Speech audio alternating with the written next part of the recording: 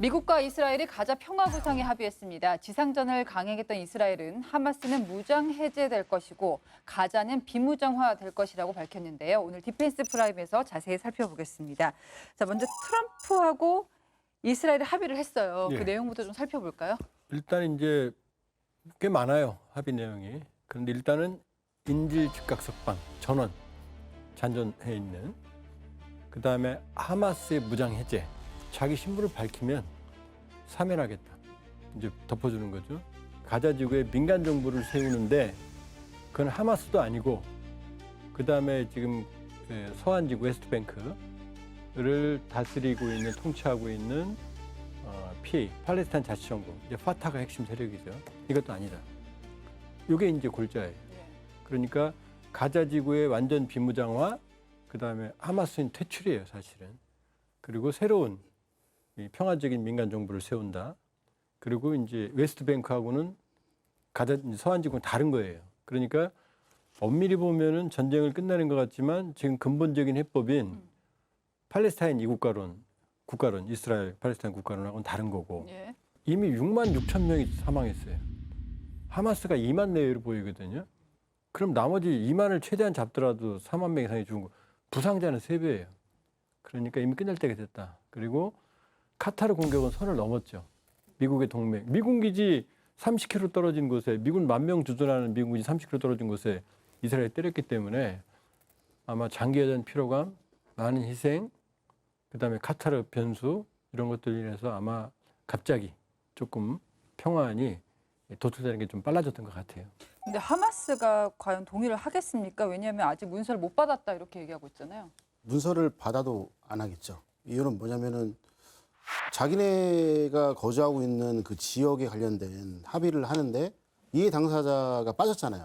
누가 그거를 뭐 이거 좋습니다라고 하겠어요.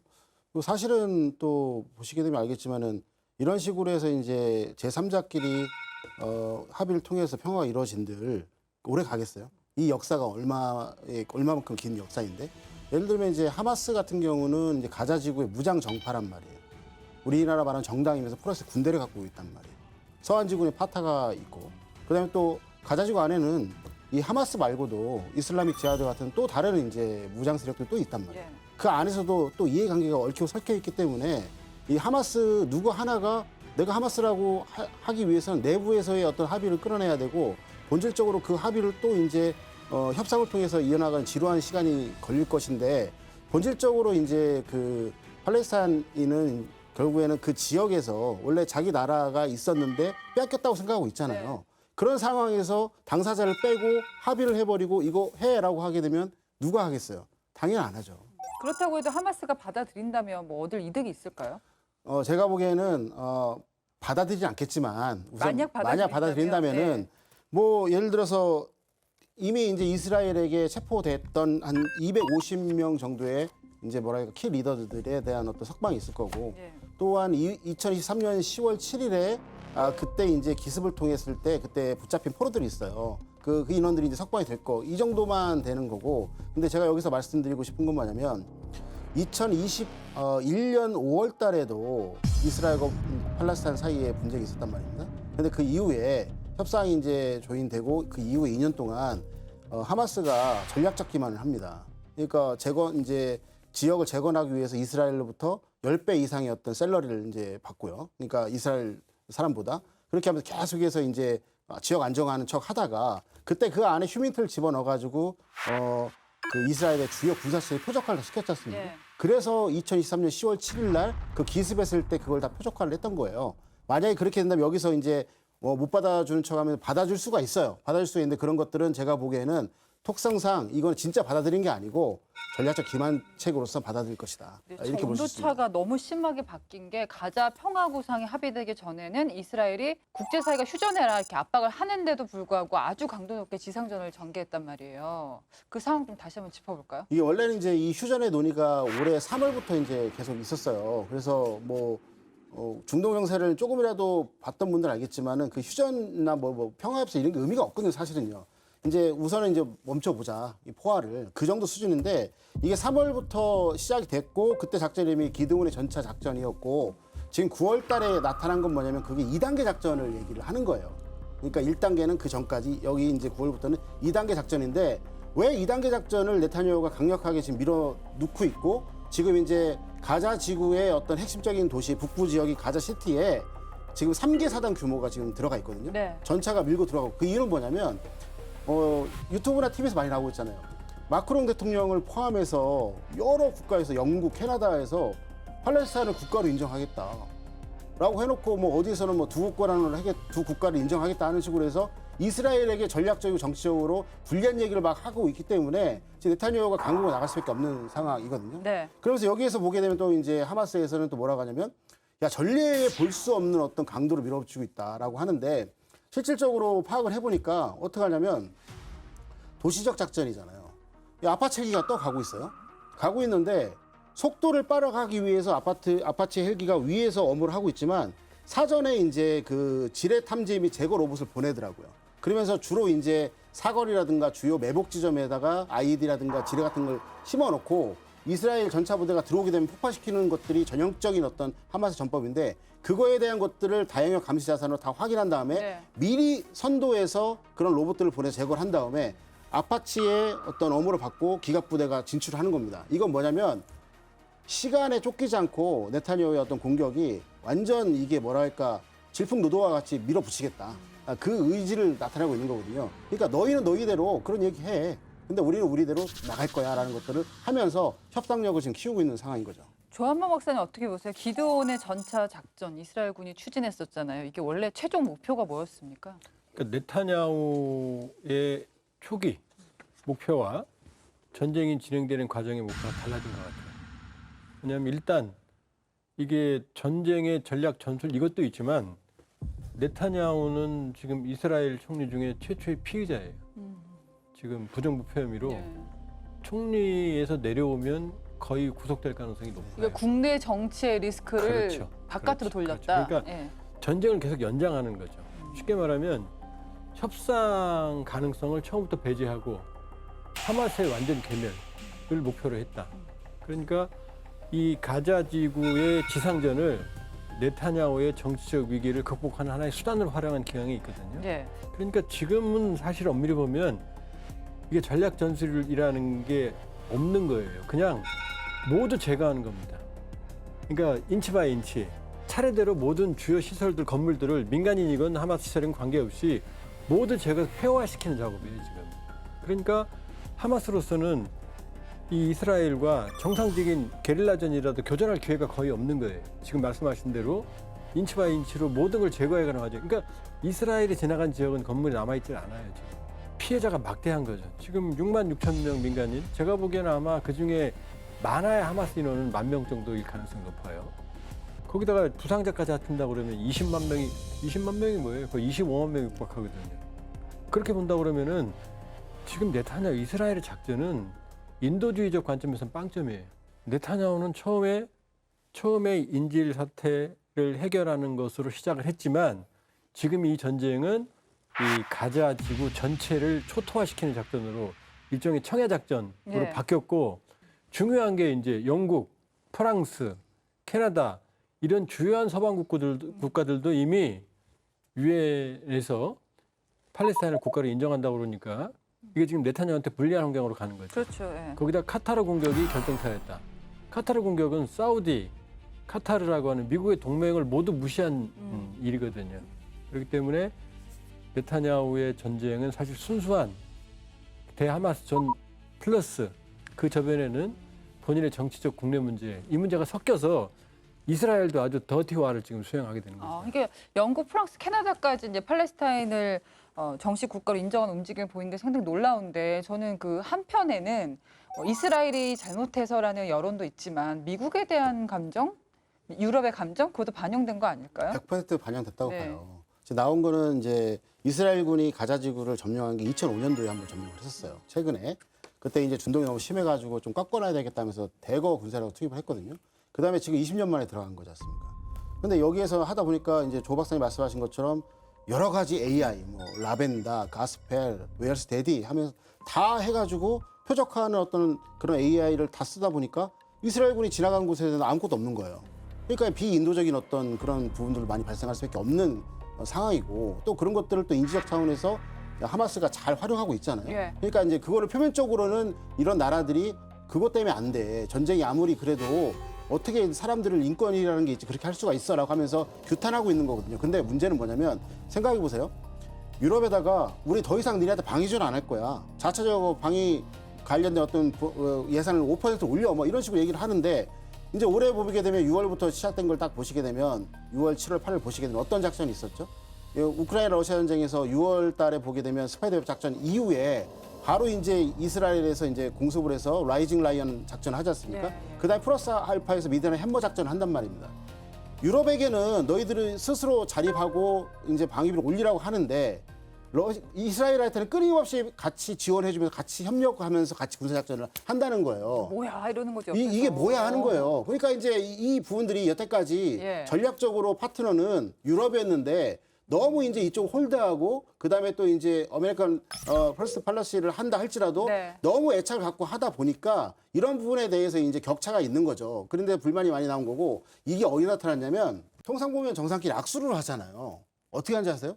이런 악수를 하면서 둘이 힘겨루기 하면서 우리는 혈맹해 하는 거를 이걸 한 10초, 15초 동안 한 거예요. 형 동생이 하는 거죠. 예, 반가운 형 그러니까 동생. 이런 모습 자체가 마카롱 혼란인 대통령은 거지. 차량이 이제 트럼프 차량 행렬 때문에 막혀갖고 30분 동안 뭐 거기서 대기하고 있는데 캐나다는 관세 때려고. 예, 관세 때려오고 그러고 거기서 이거 하고 있으니 얘네들이 불을 끓겠죠 당연히. 그러면 어때요? 이렇게 유럽 국가들의 마음이 좀 돌아서는 움직임이 있으면 이스라엘 압박을 느껴요? 이스라엘도 내부도 예. 지금 쪼개져 있어요. 이스라엘 안에도 양심이 있을 거 아니에요. 저게 지금 뭐 초기에 하마스 인질 구출 이 작전이 지금 가자지구 초토화 작전으로 바뀌었고 수없이 많은 사람들이 지금 죽어가고 있잖아요. 거기다가 네타냐후 자체에 대한 반감이 많아요. 지금 거기다가 지금 카타르 때렸죠. 그다음에 지금 전 유럽이 지금 돌아서고 있죠. 그런 상황이니까 엄밀히 보면 지금 이스라엘 편은 미국 하나밖에 없어요. 카타르를 공격한 그 시점, 그 이후에도 무려 57억 달러어치의 그것도 공격용 무기를 이스라엘에 지원하는 안이 검토되고 있었어요. 그러니까 지금 네타냐후가 기댈 수 있는 건 사실은 이스라엘 안에 강경파들, 예.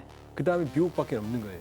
이제 이스라엘 안에도 어떤 문제가 있냐면 이스라엘은 이제 크게 보면 세 개의 인구 구성이 있어요. 물론 이제 아랍 민족도 있죠. 거의 한 25% 가까이. 이걸 빼면 유태인만 보면은 그러니까 건국 당시에 아슈케나즘이라고 하는 동유럽 중심에 있던 유태인들이 들어와서 이 사람들은 좀 약간 좌파 계열이 강해요. 이 사람들이 정통이에요, 사실은. 이 사람들이 초기. 그다음에 이제 미즈라임이라는 사람들이 그 이후에 이제 북아프리카, 그다음에 서아시아 이런 쪽에서 흘러 들어오고 그 세 번째가 누구냐면은 이제 러시아, 동유럽 이런 쪽에서 동유럽 체제가 무너지면서 소련 체제가 무너지면서 대거 이제 사람들이 들어와요. 그래서 건국 당시 인구가 84만이었는데 지금 1000만에 육박해요. 그러니까 이 뒤로 갈수록 이 사람들이 우경화된 사람들이에요. 그럼 원래 그다음에 있던 사람들하고 충돌할 수밖에 충돌하죠. 없네요. 그다음에 보수화된. 아. 그러니까 이쪽에 지금 네타냐후가 기반을 두고 초강경을 하는 거예요. 그러니까 이스라엘 안에도 사실은 양극화되어 있다고. 그럼 정통성이 이제 초기 정착한 사람들 입장에서 봤을 때는 너는 없는데 그렇죠, 그렇죠. 이게 나라를 뒤흔드냐 이렇게 생각할 수도 그러니까 있을 것 같고. 네타냐후는 초기 정착한 사람, 아슈케나즘 입장에서 보면은 상당히 이질화된 사람이죠. 그 이후에 기반을 두고 있는 사람들의 강경 체계에 기반을 두니까 이스라엘 안에서도 네타냐후는 지지를 못 받고 있죠. 그러니까 지금 아마 네타냐후는 저러고 있지만 아마 하마스가 안 받길 바랄 거예요. 네. 전쟁을 계속해야 되니까. 저희가 좀 하나하나 짚어볼게요. 이제 팔레스타인을 국가로 인정하는 움직임이 있다 보니까 이스라엘이 서한지구 합병하겠다고 했다가 철회를 하기도 했어요. 네. 일단은 서한지구라는 데가 일단 낯설거든요. 원래 이스라엘이라는 땅이 없었죠. 그냥 거기가 팔레스티나였죠. 그런데 이제 이 이스라엘이 1948년에 건국을 하거든요. 이게 좀 얘기가 복잡한데 이게 시오니즘의 결과예요. 그러니까 이스라엘의 그 유랑하던 종교적 시오니즘은 수천 년 동안 있었죠. 근데 정치적 시오니즘은 테오도 헤르츠리라는 사람이 있어요. 1896년에 예. 유대 국가론이라는 책을 씁니다. 이건 뭐냐면 유대가 국가가 있어야 되겠구나라고 생각을 한 거예요. 그리고 97년에 세계 제1차 시온주의 회의를 개최를 해요. 이 사람이 이스라엘 건국의 아버지예요. 그러면서 이 이스라엘 지금 팔레스티나라고 하는 지역으로 나라를 만들자라는 운동들이 이제 시작이 되는 거예요. 근데 여기 이제 영국이 끼어들어요. 영국이 1차 세계대전에 오스만 투르크랑 전쟁을 하잖아요. 그러면서 이제 이 맥마흔 서신이라는 게 있어요. 그때 아랍 민족들한테 맥마흔이 영국 그 장관이 편지를 써요. 뭐냐면 니네들이 봉기해라. 오스만 터키한테. 그러면 니네 팔레스타인 나라를 만들어주고. 이게 1915년이에요. 근데 또 양동작전을 써요. 1917년에는 벨포 선언이라고 그래서 그 당시 로스차일드 가문, 유태인 가문이잖아요. 여기다가 니네들이 좀 도와두면 니네들 이스라엘 국가 만들어줄게. 이런 약속을 또 하는 거예요. 그러니까 이걸 믿고 이제 많은 사람들이 이 이스라엘 사람들이 이제 왜냐 1917년 1차 세계 끝나고 나서 48년까지 영국이 지배했거든요. 그 영국이 지배하에서 이스라엘 사람들이 돌아간 거예요. 그 땅으로. 그러면서 이스라엘이 48년에 이제 나라를 만들어 버리니까 예. 팔레스타인 사람들 황당하잖아요. 이게 1차 중동전의 시작이에요. 74년 4차 73년 용키푸르 전쟁까지. 그 전쟁의 결과 어떻게 되어 있느냐. 지금 가자 지구는 지금 지중해 쪽에 붙어 있는 조그만 땅덩어리고 이집트가 붙어 있고 이쪽에 서안, 이 요르단강 서안이라는 뜻이에요. 이쪽 서안이 웨스트뱅크가 분리가 돼 있어요. 예. 그러면 이 가자 지구나 지금 웨스트뱅크나 이거를 모두 PA, 팔레스타인 자치정부가 관할하게 돼 있어요. 그리고 이 팔레스타인 자치정부의 핵심은 누구냐? 야셀 아라파트, 유명한 사람이죠. 이 피에로, 팔레스타인 해방 조직의 의장이었던 이 사람들이 팔레스타인 이 자치정부가 지금 장악을 하게 돼 있는데 네. 지금 웨스트뱅크 서안지구는 PA, 파타 중심의 팔레스타인 자치정부가 지배해요. 근데 가자 지구는 이제 하마스가 치고 올라온 거예요. 무장 정파가. 그래서 실질적으로 지배해버린 거고 2023년 10월에 이스라엘 공격해서 여기서 전쟁이 벌어진 거예요. 그러니까 서안지구는 지금 아무 잘못이 없죠. 근데 이 서안지구도 가져간다 그러니까 지금 유럽이나 세계에서는 저 가자지구 전쟁도 괘씸한데 네. 가만히 있는 서안지구까지 합병을 해? 말도 안 되는 얘기가 나온 거죠. 서한지구라는 게 상당히 독특합니다. 국제법상으로는 팔레스타인 영토지만 이스라엘의 점령지인 거잖아요. 여기를 지금 팔레스타인 자치정부가 관할을 하고 있는데 이 팔레스타인 자치정부는 평화 구상에 지금 어떤 입장을 보였나요? 팔레스타인 자치지구 중에서도 이쪽에 그 웨스트뱅크 서안지구는 기존에 보면은 좀 역사적으로 봤을 때는 이 가자지구보다는 조금 서방에 좀 온건한적인 어떤 측면이 좀 있었는데 문제는 뭐냐면은 이제 이 국제법상에 있는 부분들을 이스라엘에서는 인정할 수가 없는 거죠. 걔네들은 이제 자기네 땅이라고 생각하고 있으니까. 국제법상에서 국제인도법하고 제네바 협약에서는 이 점령지라는 것은 이 군사적 활동만 하게 되어 있고 나머지 모든 권한은 그 자치정부에게 주게 되어 있는 건데 문제는 뭐냐면 이제 그 이스라엘이 건국 당시에는 80만 명이었어요.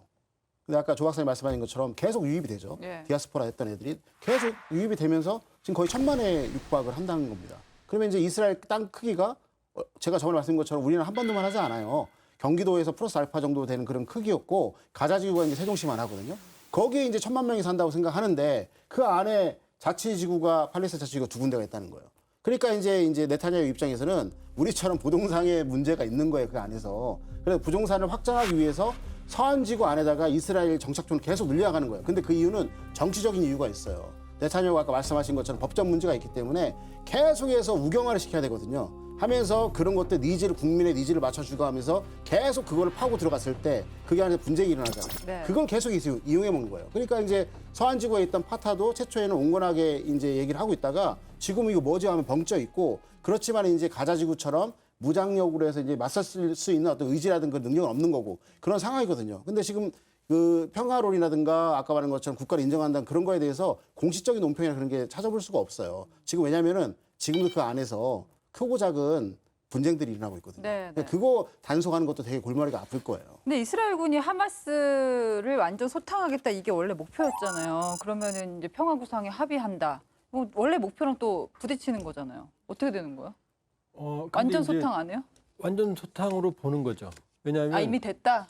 아니죠. 하마스의 비무장화하고 추방이에요, 사실은. 아 3년 후 추방이에요, 내용을 예, 보면. 예. 그러니까 하마스는 완전히 제거하고 문제는 그러면 팔레스타인 자치정부가 가자지구도 통치해야 되는 거거든요. 근데 그건 또 인정을 안 해요. 왜냐? 팔레스타인 자치정부가 가자지구까지 서안지구를 하면 이게 하나의 국가 형태가 되잖아요. 이미 유엔에 가입한 4분의 3 정도가 인정을 하니까. 그러니까 그것도 피하고 하마스도 제거하고 거기에 아마 이스라엘, 친이스라엘, 친미 성향의 일종의 괴뢰 정부를 세우는 게 미국과 이스라엘의 꿈이겠죠. 그러나 가자 지구의 정서상 그렇게 될 가능성은 높지 않고. 그리고 트럼프가 거기 뭐 이렇게 휴양지로 만든다고도 그 얘기죠. 하고. 지금 그 얘기예요. 그러나 지금 정서로 봤을 땐 최소한의 합의 가능성은 하마스는 완전히 세력을 잃고 그다음에 제3의 민간 정부가 들어설 가능성. 요게 이제 실현 가능성이 그나마 높은 거다. 이렇게 볼 수 있죠. 그러면 이제 이스라엘 처음에 공세 강화하고 평화 구상안에 합의를 했어요. 그럼 하마스의 대응 방식도 그 사건에 따라서 계속 바뀌어 왔잖아요. 네네. 좀 짚어볼까요? 2023년 10월 7일 날 그때 당시에 양측 간에 이제 기습 이후에 반격 작전이 오고 가고 하면서 지금 거의 지금 하마스의 인원들이 이제 무장 정파에서 이제 전투원들이 얼마 정도 남아 있냐면 2천에 3천 명 정도 남아 있다 국제사회에서 분석을 하고 있어요. 그래서 이제 가자 시티가 제일 많이 있기 때문에 지금 이제 전차를 포함해서 3개 사단을 가자 시티로 이제 질러 보낼 거예요. 그래서 이제 문제는 뭐냐면 2년 이상에선 전투를 계속 했기 때문에 여기에 탄약이라든가 무기 체계가 다 떨어졌을 거 아닙니까? 또 국제사회는 여기를 다 보고 있기 때문에 중국이라든가 러시아 같은 건의주 국가에서 들어가는 무기 체계 탄약을 지금 다 통제하고 있고요. 이 때문에 여기에서는 이제 그 하마스 입장에서는 뭐가 필요하느냐? 장기전으로 가야 되는 거예요. 무조건. 그렇기 때문에 기습을 허용한 것 같지만은 이제 땅굴들이 많지 않습니까? 그걸 통해 갖고 다 알 수가 없기 때문에 땅굴 밑으로 어떻게 인공위성을 보겠습니까? 들어오게 되면은 민간인 사이에 섞여 있다가 네. 뭐 땅굴을 이용해 갖고 진입하고 있는 이스라엘군의 측방과 후방을 대전차 공격 미사일을 하거나 아니면 드론을 자폭하거나 이런 식으로 성동격설을 하고 있고 네네. 그다음에 또 이제 그 민간인들 주변에다가 계속의 VTL 같은 거를 설치하면서 이게 그 이스라엘군의 어떤 과잉이라든가 오폭, 오발들을 이제 유발하면서 그런 것들을 인지전 차원에서 다 찍어가지고 국제사회에 내보내는 것이죠. 그러니까 물리적인 어떤 물리의 부족하기 때문에 비물리적 부분에 강화를 하고 있는 부분이고, 자 여기서 이제 한 가지 말씀을 드리고 싶은 건 뭐냐면 평화안을 냈던 건 뭐냐면 미국의 정보 판단과 이제 이스라엘 정보 판단이 아까 말씀드린 것처럼 이스라엘 그 내부에 있는 가자지구라든가 파타에 있는 그 인근에 있는 이제 하마스의 무장 병력들이 3,000명 내외로 이렇게 했을 거라고 생각을 할 거예요. 그러니까 오판입니다. 왜냐하면 세 개 날짜를 기억해야 됩니다. 이 문제를 했을 때. 첫 번째가 1948년 5월 15일. 이제 이스라엘 건국에 똑겨난 날이죠. 그걸 이제 나크바 또는 낙사데이라고 해요. 그거는 이제 대재앙의 날이라고 해서 치욕의 날 중에 하나로 합니다. 그 다음에 또 이제 1967년 이제 6월 5일 그게 제3차 중동 전쟁이 끝나서 이스라엘의 승리로 끝났어요. 그때 한번 또 이스라엘 내부에 있던 팔레스타인인들이 또 디아스포라가 또 됩니다. 세 번째가 뭐냐면 2023년 10월 7일이에요. 이 사태가 일어난 것처럼. 근데 문제는 뭐냐면 매년 5월 15일과 6월 5일이 되면 네. 어떻게 되느냐? 쫓겨난 원래의 땅인 이제 팔레스타인인들이 살고 있는 가자지구와 이제 뭐 서안지구 쪽으로 요르단, 레바논 다 이렇게 펼쳐져 있던 그 이제 팔레스타인인들이 다 몰려들어요. 그러니까 그 주변에 있던 이스라엘군이든 평화유지든 간에 앞만 보거나 아니면 주변만 확인하면 되는데 그 두 날은 경계태세가 최고대로 올라가고 앞도 봐야 되고 예. 옆도 봐야 되고 뒤도 봐야 되고 그다음에 이제 땅도 봐야 되고 하루를 다 봐야 되는 거예요. 이게 무슨 말씀이냐면 여기 안에서 이제 정부 판단 통해서 2-3천명밖에 안 남았다 하지만 이 인원들이 다 딜리트 된다 할지라도 또 다른 그 이외 지역에 있는 팔레스타인 거주 지역에서 들어와서 또 하마스라고 그와 비슷한 무장정파들은 또 늘어날 거예요. 예. 이 부분들을 이제 봐야 되는데 그런 것들 너무 장밋빛으로 보고 나서 두 국가다 아니면 뭐 제3의 어떤 세력에 의해서 뭐 정부를 짓겠다 이런 것들은 이게 있을 수가 없고 있어서도 안 되고 이게 실현 불가능한 계획이라고 이제 대부분의 군사 전문가는 생각하실 거예요. 자, 하마스가 끝까지 쥐고 있는 협상 카드가 바로 인질입니다. 근데 공개한 인질 얼굴 사진을 보면요. 모두 론 아라드라는 같은 이름이 적혀 있는데요. 어떤 의미일까요? 딥하고에서 알아봅니다. 1979년 이란 혁명 세력은 미국 대사관 인질을 지렛대로 삼아 국제사회를 뒤흔들었습니다. 목적은 반미 여론을 결집하고 국제 협상력을 확보하는 것이었죠. 북한 또한 외국인을 억류하며 협상 카드로 활용해 왔는데요. 이처럼 일부 국가나 무장단체는 인질을 전쟁터의 무기만큼 위력적인 카드로 활용합니다. 때로는 단 한 명의 생존 여부가 수많은 병력과 맞먹는 협상력을 만들어내기도 하는데요. 현재 이스라엘과 하마스의 협상 한가운데에도 그 인질 카드가 놓여 있습니다. 최근 이스라엘이 가자시티에 지상전을 개시하자 하마스는 이스라엘을 향해 경고의 메시지를 보냈습니다. 인질들이 사라질 수 있다는 위협이었죠. 그들이 공개한 인질 47명의 얼굴 사진 아래에 모두 같은 이름이 적혀 있었습니다. 로나라드. 도대체 이 이름은 뭘 의미하는 걸까요? 1986년 10월 16일 이스라엘 공군 F-4 팬텀 전투기가 레바논 남부 상공에서 추락합니다. 조종사는 구조됐지만 당시 28살 무기체계 장교였던 로나라드 대위의 행방은 묘연했는데요. 그가 레바논 시아파 무장조직 아말에 붙잡혔다는 추정만 남았을 뿐 끝내 생사 여부는 확인되지 않았습니다. 그로부터 1년 뒤 이스라엘의 한 장의 사진과 세 통의 편지가 전달됩니다. 사진 속엔 수염이 덥수룩한 로나라드의 모습이 담겨 있었고 편지엔 그의 아내와 어린 딸에게 전하는 메시지가 적혀 있었죠. 로나라드가 살아있다는 확실한 증거였습니다. 무장조직 아말은 이스라엘의 억류된 수감자들과 교환을 제안했지만 협상은 결렬되고 맙니다. 그 후 아라드의 흔적은 더 깊은 어둠 속으로 사라졌죠. 그럼에도 이스라엘은 포기하지 않았습니다. 그를 찾아내기 위해 집요하게 탐색과 공작을 펼쳤는데요. 이스라엘의 외교관들은 외국에서 만나는 이마다 아라드에 관한 정보를 물었고 정부는 극단적인 수단까지 동원했습니다. 눈에는 눈, 이에는 이. 1989년 이스라엘 특공대는 남부 레바논에서 헤즈볼라의 종교 지도자 압델 카림 오베이드를 기습 납치했고 1994년엔 무장조직 아말의 지도자 무스타파 디라니를 자택에서 끌어내 수감했습니다. 두 사람 모두 이스라엘로 끌려가 신문을 받았죠. 이스라엘의 납치 사건은 국제사회를 충격에 빠뜨렸습니다. 유엔 안전보장이사회는 곧바로 결의안 638호를 채택, 모든 인질 납치를 규탄한다고 선언했는데요. 그럼에도 이스라엘은 아랑곳하지 않았습니다.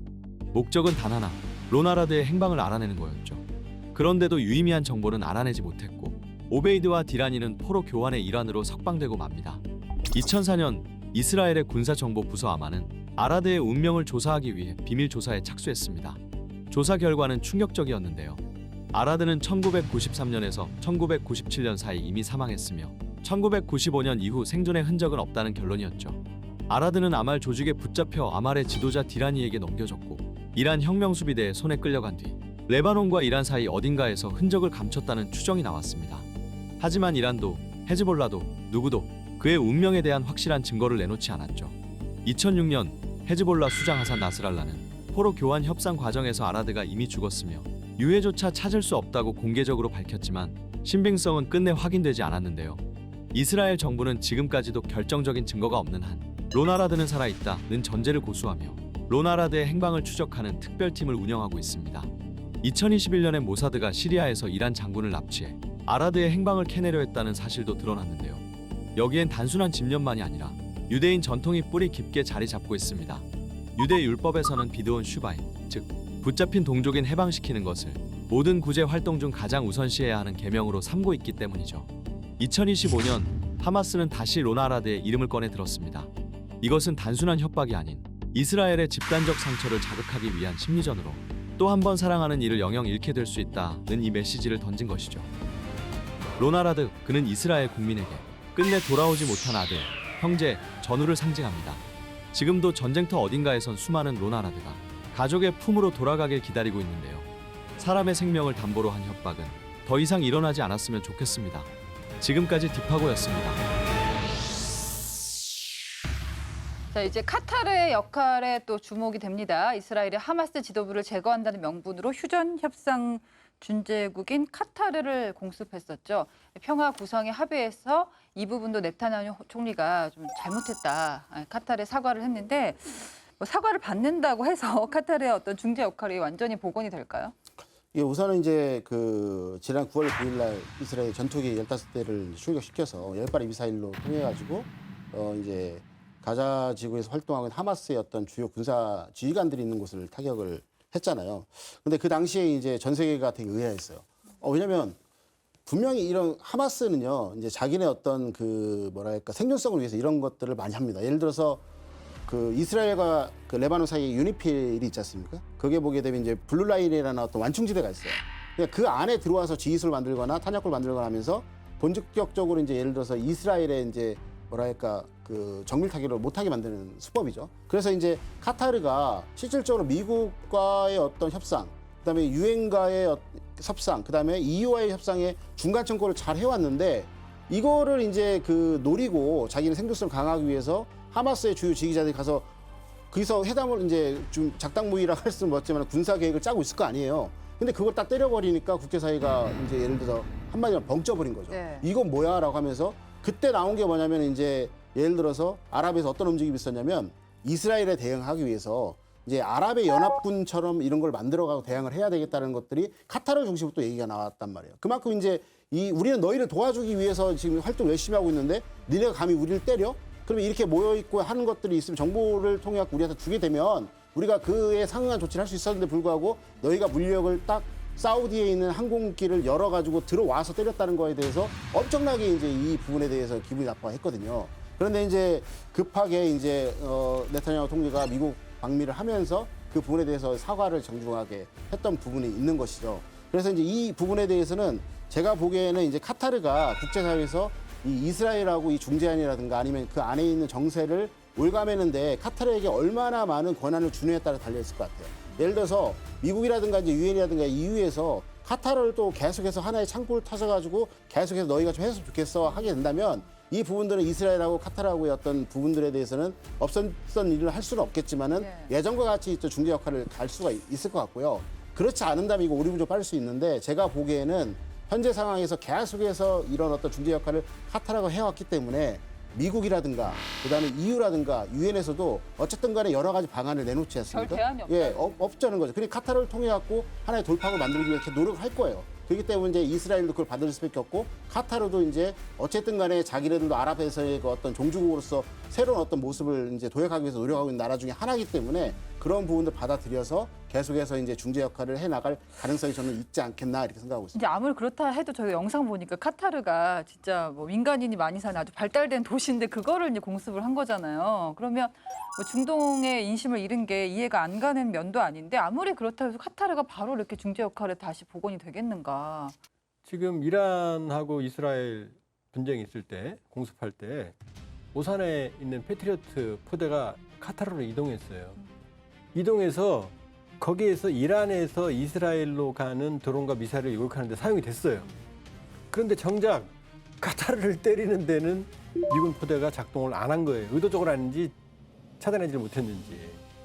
그러니까 이게 일파만파예요. 어느 정도냐? 사우디 영공을 지나갔거든요. 사우디에도 미국의 방공 체계가 있고 미군이 있거든요.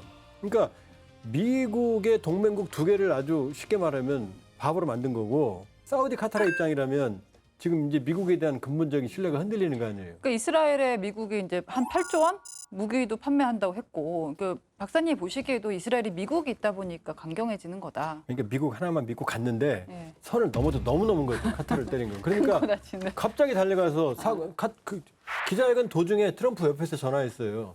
미안하다고. 그러니까 그렇게 보면 전쟁의 장기와 그다음에 네타냐후의 광기, 그 광기가 선을 넘었고 미국도 이제 선을 넘었다고 이건 여기서 안 끝나요. 왜냐하면 중동에서의 미국의 신뢰를 근본적으로 흔들어버리는 게 지금 카타르 공습이거든요.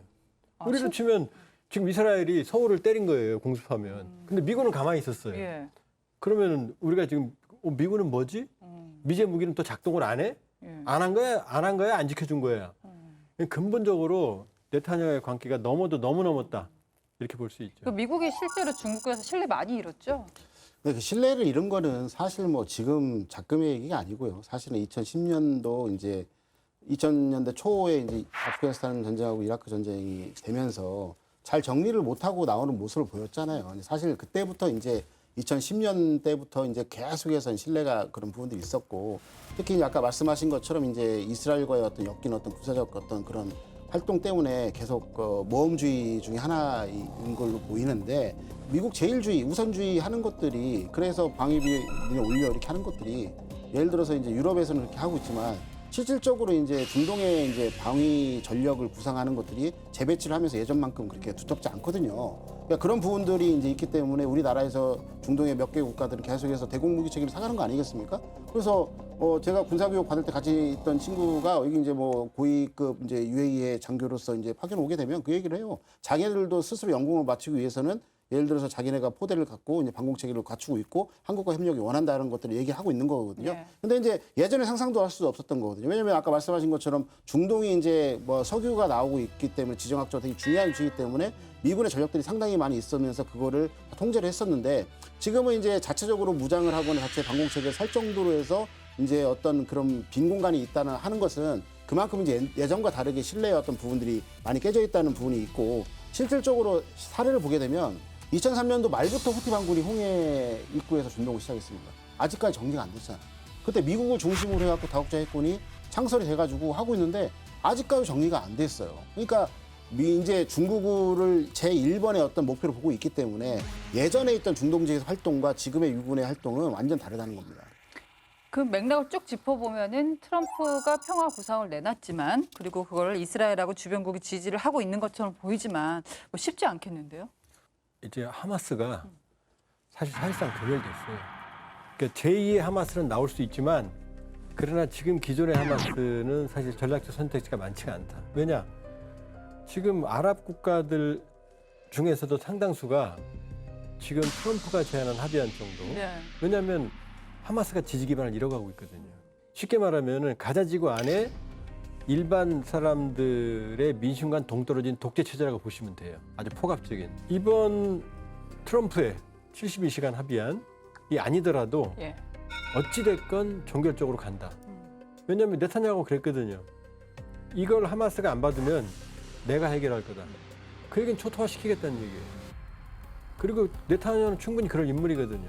그렇게 보면 하마스는 이번 2023년 10월 공격을 계기로 아마 존재감은 상실할 가능성이 높다, 점차. 그러나 이렇게 무차별적인 학살을 당하고 지금 궁극적인 해법인 팔레스타인 국가론을 미국과 이스라엘이 인정 안 하는데 이 잠정적인 평화안이 나온다 그래서 우리 이제 평화롭게 살게 이럴까요?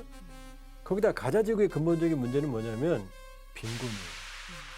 이 빈곤이라는 토양 위에서 외부의 자금을 끌어들인 아랍권의 자금을 끌어들인 무장 세력들이 끊임없이 팔레스타인의 피를 이용해서 이스라엘과의 저항을 이어가고 있기 때문에 평화안이 나와도 궁극적인 팔레스타인의 국가 인정 이 안이 통과되지 않으면 그 이전까지는 평화안이 나온더라도 지속 가능성을 담보하기는 어렵고 그러나 이번 전쟁 이미 2년 지났다. 하마스는 사실상 기력을 다했다. 그다음에 네타냐후도 전쟁 수행 명분이 거의 없고 하마스의 잔존 병력도 많지 않기 때문에 이 어떠한 형태로든 평화 합의안으로 갈 가능성은 점점 높아지고 있다고 봐야죠. 오랜 기간 동안 이란이 어떤 악의 축이라고까지 불리면서 중동의 불안정을 부추기는 악동처럼 지목이 많이 됐었는데 지금 이스라엘 이미지가 굉장히 안 좋아졌단 말이에요. 그러니까 중동 바깥의 국제사회가 봤을 때도 그런데 평화 구상 협정이 되면 이제 이 이후에는 이스라엘은 어떻게 자리매김할 거라고 보세요? 이스라엘은 이미 소탐대실한 거죠. 이미 이스라엘에 대한 그러니까 하마스가 초기에 사실 무차별적인 민간인의 학살을 했잖아요. 그러면서 이스라엘로 왔던 동정 여론은 지금 식어버렸어요. 사실상 너네들이 더 나쁜 놈들이야, 더해라는 식이고 이스라엘은 내부에 끊임없는 소용돌이로 가겠죠. 네타냐후의 이제 수사부터 시작해서 내부 정정이 이스라엘도 아주 불안해요. 지배적인 어떤 그 국내 정치가 없으니까 그러니까 이스라엘이 또 만일에 새로운 형태의 우경화된 네타냐후 이후에 정부가 들어서거나 네. 네타냐후가 끝까지 버티면서 새로운 사고를 치거나 이런 가능성도 배제할 수 없죠. 그러니까 평화안이 도출돼도 그 이유는 말씀드렸다시피 가자지구 안에서 불안, 웨스트뱅크 안에서 불안, 그다음에 이스라엘 안의 국내 정치의 불안 이런 삼박자가 모두 이제 안 좋은 시나리오로 간다 그러면은 또 다른 충돌 가능성을 배제할 수가 없죠. 조상근 교수님의 시나리오에 지켜보신다면? 전쟁사를 보게 되면은 전쟁의 최고 지도자나 지휘관이 전쟁에 이제 중독이 되게 되면 네. 냉철한 판단력이 없어지거든요. 그러면은 자기의 밑에 있는 부하나 국민들이 어떤 한계점에 도달했음에도 불구하고 조금만 더 밀어붙이면 돼, 조금만 더 밀어붙이면 돼 하면서 광기를 부리게 되거든요. 그게 대표적인 인물이 히틀러, 그다음에 6.25 전쟁이 있을 때 김일성, 그다음에 이제 네타냐후도 저렇게 보고 있거든요. 네타냐후가 이거를 이제 여러분들 이제 9월달 하게 되면 유엔에서 정기 총회를 하면서 그 안보 주간을 열지 않습니까? 거기서 되게 이제 연설을 많이 하잖아요. 우리 대통령님도 갔다 오셨고 네타냐후가 얘기를 했어요. 뭐라고 얘기했냐면 43명의 인질이 아직까지도 잡혀 있다. 그렇죠. 그러면서 내가 지금 현재 이 마이크로폰에서 나가는 목소리가 가자 지구에 설치된 큰 이제 확성기를 통해 갖고 가자 지구로 다 흘러 들어간다면서 실시간 중계를 했어요. 그러면서 나의 인텔리전스한테 되게 고맙게 생각한다 하면서 뭐라고 했냐면 즉시 43명을 집으로 돌려 보내주면 너희는 살 것이고 그다음에 그렇지 않으면 hunt you down이라는 말을 썼어요. 끝까지 쫓아가서 다 이제 사냥하겠다라고 얘기했었다는 겁니다. 이제 이 부분은 왜 그러냐면 2024년 3월, 4월경부터 해서 실질적으로 하마스의 주력은 이스라엘군한테 거의 질면됐어요. 그때부터 이스라엘군은 전 세계를 대상으로 해서 상황 관리를 하면서 전략적 이득을 뽑아내기 위해서 노력을 했다는 겁니다. 그래서 네타냐후가 집권하는 이상 계속해서 강경으로 가야 되는 거고 그 일은 아까 이제 우리가 논의되었던 거 서한 지구의 정착도를 늘리는 거고요. 그리고 또 뭐라고 했냐면 또 같은 이제 방송을 통해 갖고 마크롱 대통령한테 경고를 했어요. 이스라엘을 공격하는 7개의 이제 테러의 축이 있는데 가자 지구의 하마스다. 두 번째는 뭐냐면 레바논에서 공격하는 헤즈볼라다. 등등등 하면서 이제 이란을 지목을 한 거예요.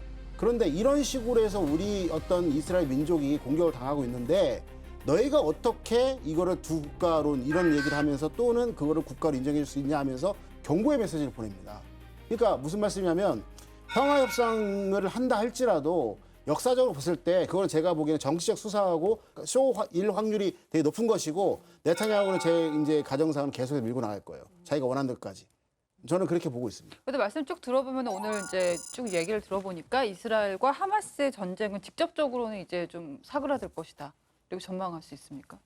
예, 이제 직접적으로는 거의 끝나가죠. 그런데 말씀드렸지만 이스라엘 안 내부 문제. 80만이 좀 넘는 인구에서 1000만이니까 이스라엘이 정치 세력의 꿈이 바뀌었어요.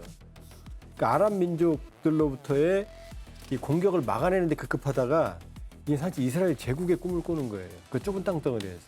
사실은 네타냐후나 이스라엘 강경파의 꿈은 가자든 서한이든 다 밀어내고 그 지역을 다 가지고 싶은 거예요. 인구 압력도 있고. 그러나 또 지금 팔레스타인 안에서는 여기도 더 복잡하거든요. 가자 지구 다르고 또 하마스 웨스트뱅크 다르고 그 안에 분파가 또 다르고 네. 과거 피에로 시절 팔레스타인 해방기구 시절에는 야세르 아르파트라는 상징적인 카리스마적인 인물이 있는데 지금 팔레스타인 안에도 없어요. 이게 지금. 그다음에 국제사회는 또 뭐냐. 저 미국이 일방적으로 오로지 이스라엘 중심의 외교를 하고 있고 유럽과도 괴리가 되고 있고 그러니까 그렇게 보면은 이번 전쟁은 끝나간다. 제가 보기에는. 그러나 다음 전쟁이다. 근본적인 해법은 아직 멀었다. 어떻게 보면 새로운 전쟁의 끝나지 시작? 않은 전쟁. 아, 그렇죠. 자, 이스라엘 하마스 간 무력 충돌이 벌써 3년입니다. 수많은 민간인이 희생되고 있는데요. 가자 지구에 평화가 찾아온다는 소식 전해드릴 수 있기를 바랍니다.